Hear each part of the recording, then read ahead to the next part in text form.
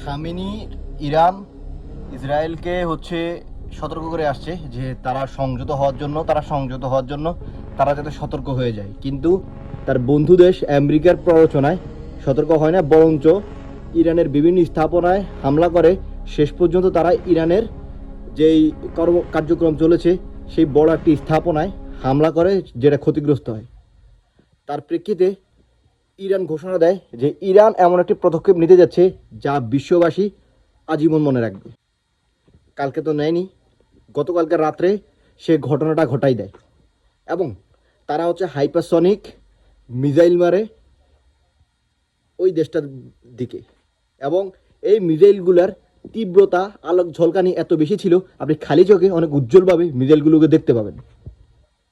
বিষয়টা পুরো বিশ্বকে অবাক করে দিছে এবং ইরান তার শক্তিমত্তার একটা দিক দেখালো আমেরিকাকে, যে আমরা কতটা উন্নত বা আমরা নিজস্ব প্রযুক্তি দিয়ে কতটা ফাইট করতে পারি তার বাস্তব প্রমাণ এটি।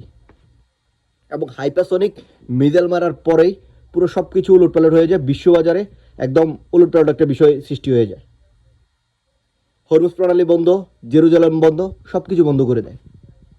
সো চীনও সামনে আগায় আসে। চীন বলে আমেরিকা যদি সরাসরি এটাতে লিপ্ত হয় তাহলে চীনও লিপ্ত হবে। 2-3 দিনের মধ্যে যে কোনো একটা ঘটনা ঘটতে পারে, সেটা দেখার অপেক্ষায় পুরো বিশ্ববাসী।